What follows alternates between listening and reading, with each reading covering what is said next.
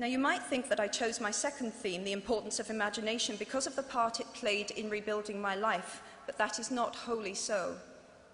Though I personally will defend the value of bedtime stories to my last gasp, I have learnt to value imagination in a much broader sense. Imagination is not only the uniquely human capacity to envision that which is not, and therefore the fount of all invention and innovation. In its arguably most transformative and revelatory capacity, it is the power that enables us to empathize with humans whose experiences we have never shared.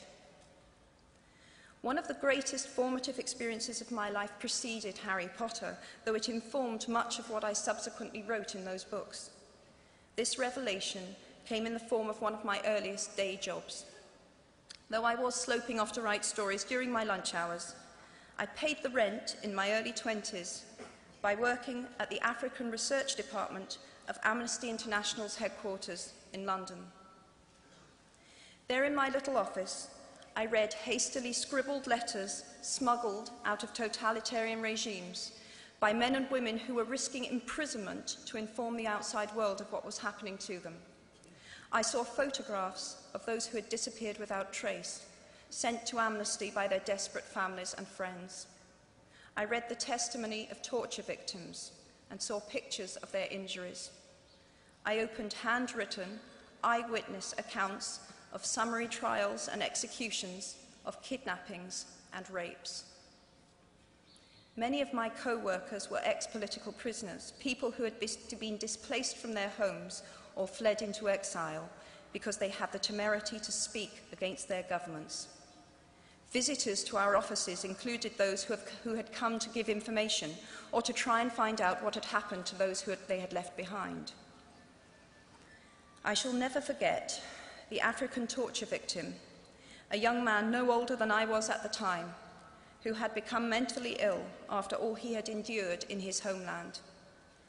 He trembled uncontrollably as he spoke into a video camera about the brutality inflicted upon him. He was a foot taller than I was and seemed as fragile as a child. I was given the job of escorting him back to the underground station afterwards, and this man, whose life had been shattered by cruelty, took my hand with exquisite courtesy and wished me future happiness. And as long as I live, I shall remember walking along an empty corridor and suddenly hearing, from behind a closed door, a scream of pain and horror such as I have never heard since. The door opened, and the researcher poked out her head and told me to run and make a hot drink for the young man sitting with her. She had just had to give him the news that in retaliation for his outspokenness against his country's regime, his mother had been seized and executed. Every day of my working week in my early 20s, I was reminded how incredibly fortunate I was to live in a country with a democratically elected government, where legal representation and a public trial were the rights of everyone. Every day, I saw more evidence about the evils humankind will inflict on their fellow humans to gain or maintain power. I began to have nightmares, literal nightmares, about some of the things I saw, heard, and read. And yet, I also learned more about human goodness at Amnesty International than I had ever known before. Amnesty mobilizes thousands of people who have never been tortured or imprisoned for their beliefs to act on behalf of those who have. The power of human empathy leading to collective action saves lives and frees prisoners. Ordinary people whose personal well-being and security are assured join together in huge numbers to save people they do not know and will never meet. My small participation in that process was one of the most humbling and inspiring experiences of my life. Unlike any other creature on this planet, human beings can learn and understand without having experienced. They can think themselves into other people's places. Of course, this is a power, like my brand of fictional magic, that is morally neutral. One might use such an ability to manipulate or control, just as much as to understand or sympathize. And many prefer not to exercise their imaginations at all. They choose to remain comfortably within the bounds of their own experience, never troubling to wonder how it would feel to have been born other than they are. They can refuse to hear screams or peer inside cages. They can close their minds and hearts to any suffering that does not touch them personally. They can refuse to know. I might be tempted to envy people who can live that way, except that I do not think they have any fewer nightmares than I do. Choosing to live in narrow spaces leads to a form of mental agoraphobia, and that brings its own terrors. I think the willfully unimaginative see more monsters.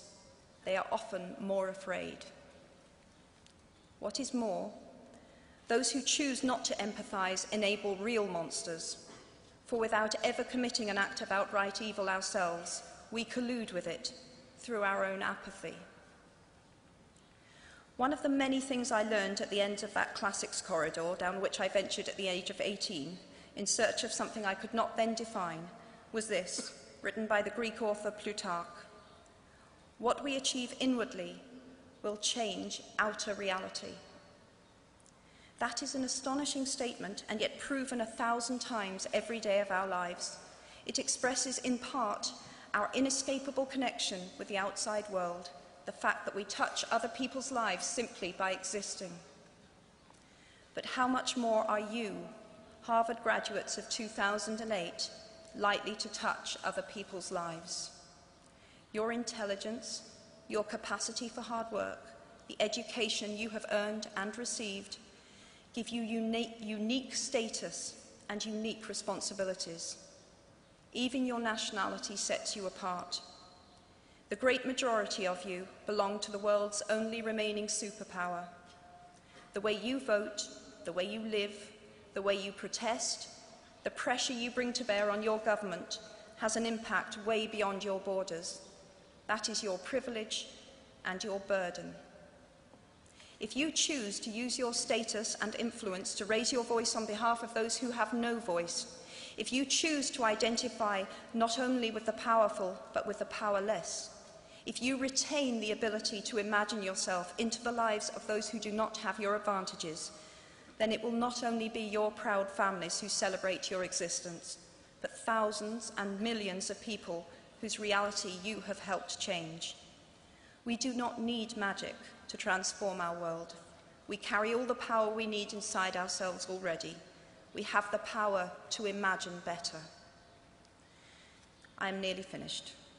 I have one last hope for you, which is something that I already had at 21. The friends with whom I sat on graduation day have been my friends for life.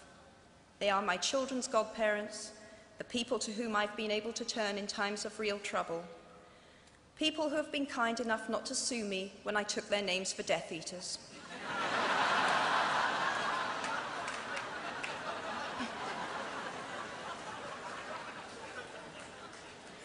At our graduation, we were bound by enormous affection, by our shared experience of a time that could never come again, and of course, by the knowledge that we held certain photographic evidence that would be exceptionally valuable if any of us ran for Prime Minister. So today, I wish you nothing better than similar friendships. And tomorrow, I hope that even if you remember not a single word of mine, you remember those of Seneca, another of those old Romans I met when I fled down the classics corridor in retreat from career ladders in search of ancient wisdom. As is a tale, so is life. Not how long it is, but how good it is what matters. I wish you all very good lives. Thank you very much.